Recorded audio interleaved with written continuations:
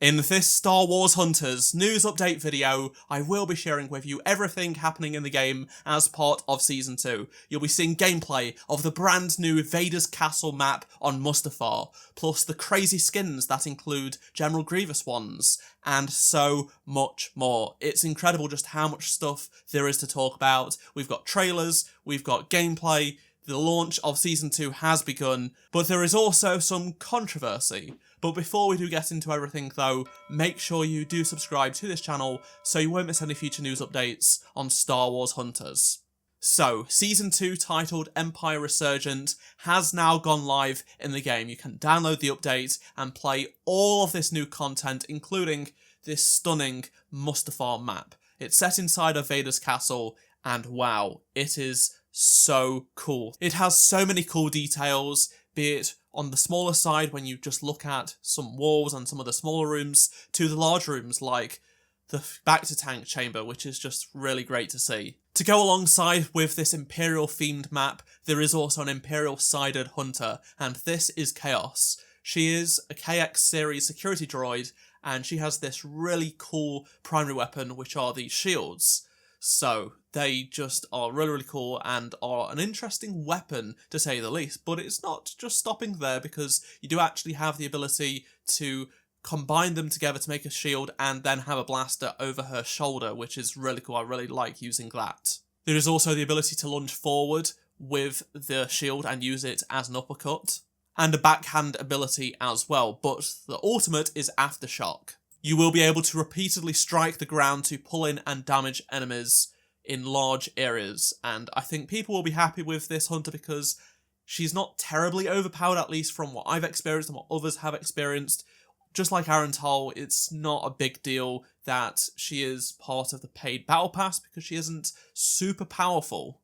For example, Sentinel's stun can actually go through her shield, which doesn't really make much sense, but that is something to consider. Speaking of the Battle Pass, it is Imperial themed given this season, and as you can see, it features many stunning skins and other cosmetics.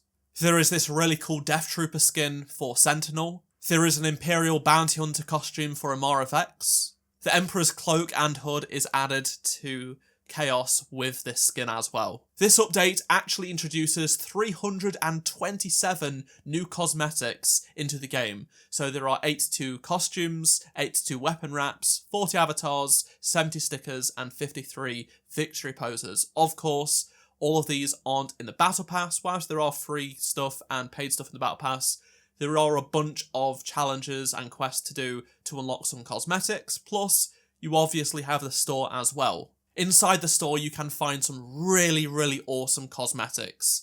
Be it this Vader skin for Reeve, which is cool. It's literally just Darth Vader's skin without the top part of his helmet. There are 2 Rogue One skins in the store already, so we have this skin that can be worn by Zayna, which was worn by Jyn as the disguise in Rogue One, and then there is also a skin that's basically the Director outfit, worn by Director Krennic for Diego. But really, a lot of the best skins are for Chaos, the new hunter, and just take a look at these. There is a Magna Guard one, yes, and it comes with a weapon wrap, and there is even a Kalish General Grievous skin as well, which looks fantastic. Some of these aren't available in the store just yet, but they will be throughout Season 2. There is a Royal Guard one as well. You will find accompanying weapon wraps for each of these, so if you are a fan of the Empire and all of this sort of stuff, you are going to be very happy with all of the cosmetics inside of the game because they are just so awesome. Just like last season, there is a brand new ranked season that has now gone live, so you will be able to start earning brand new rewards as part of ranked mode, which is great. Depending on your placement last month, you will not start at the bottom necessarily this time round. As you can see here, you don't start from scratch, which is great, so you get a bunch of cool cosmetics off the get-go if you did, say, get really high through ranked last season. Let's now go through the patch notes because they did add a bunch of new features. It wasn't just new content in the form of skins, the map and the hunter, but they have made a bunch of balance changes. So, for example, they've made Amara Vex's weapon a little bit better. Sentinel has seen a bunch of buffs and nerfs here and there. Aaron Toll has also been given a buff, so he now has more damage as well as reduced recoil and spread. Sprocket and Groz have seen some improvements, whilst Scorer and Slingshot receive some nerfs. Now for feature updates. So they have added some new control layout presets, so you have now the ability to use 2, 3 or 4 finger controls. I would like to see more options for keybinds and stuff like that in time. They've made some onboarding improvements for new players, which is great, and Hunter's Path have also seen some changes, so they've moved it to below the Arena Pass to make it easier to see and access, but there is some controversy over Arantal, who isn't actually in the Hunter's Pass. I'll get into that later on in the video. All skins are now available to be seen for the various characters, so previously only some skins were available, but now you can view all of the skins that are in the game, so you can actually see what they look like on the Hunter. Plus, it also tells you how you can actually obtain these skins now, so you can find out for yourself. Some new devices have now been supported. I know tons of people have been complaining about the lack of compatibility.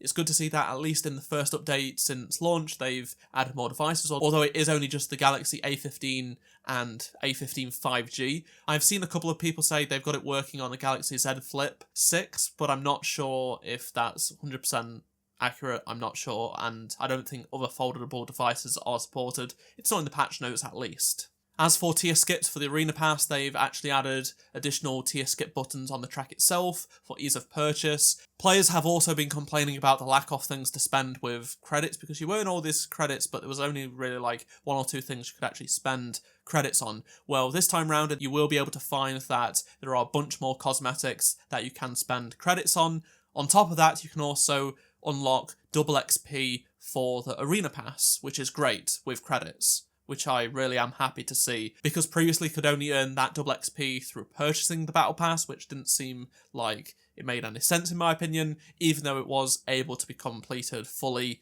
without spending any money. I tested it myself, that was possible, but now you can actually unlock double XP for the Arena Pass without actually buying the Battle Pass. Speaking of the Arena Pass, they've added additional tier skip buttons onto the track itself, and they've removed the daily logging calendar, and they've introduced the events tab in the shop to give you more choice and variety of what you'd like to earn.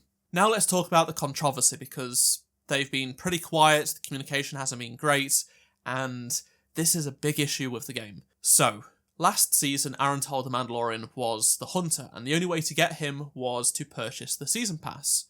Okay. But many people, along with myself, thought that he would be made available to be unlockable for free in Season 2. Because in soft launch, what happened was when a new hunter came to the game, you had to pay money for them, and then after that season ended, you could unlock them through the Hunter's Path, which many people that have just started the game will know. It's just a way to unlock various hunters through playing the game without spending any money. So pretty much everyone assumed, based on soft launch, that Arantal would be put to the back of the Hunter's Path, and you'd be able to unlock him if you continuously unlock all the other hunters. You'd be able to get him for free without buying the Battle Pass in Season 1.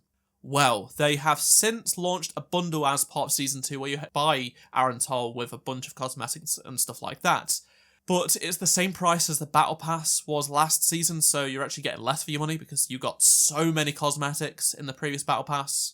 This is not good, because it goes against what happened in soft launch. Now, I understand it seems like the game is struggling financially, they need to make money, but this is not the right way about doing it. They should do it in other ways, because so many people were under the expectation it would work like soft launch, and they've not clarified, they've not spoke to us, there is zero communication on what's going on here.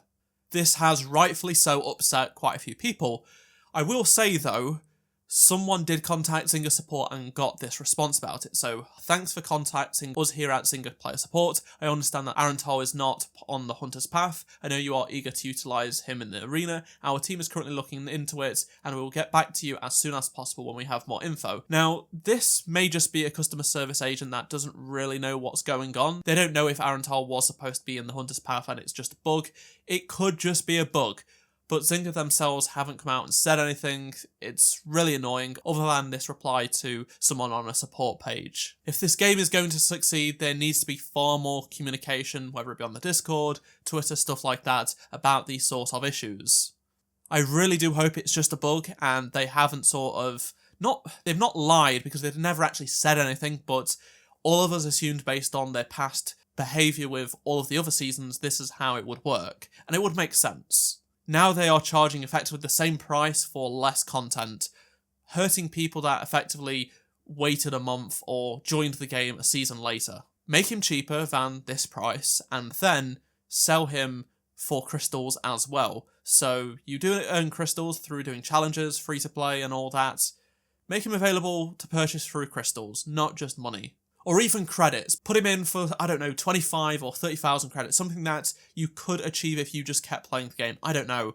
It just annoys me that this is the only way and isn't right, in my opinion, considering there are some people that don't have any money and just want to keep supporting this game by playing the game but not spending any money. I would love to hear your thoughts down in the comment section below, and hopefully Zynga do communicate with us in the very near future. They really need to come out and either apologise or just confirm it was a bug, something like that. That's pretty much everything happening in Season 2 right now. There will be some limited timed events over the course of the season, but in terms of content, it's pretty good, but there does need to be improvement, especially on the community side of things. If you enjoyed this video, be sure to drop a like, subscribe so you don't miss any future Star Wars Hunters news updates, and if you did miss any of my previous videos, click on the playlist on screen right now, and I shall see you in my next video. Goodbye.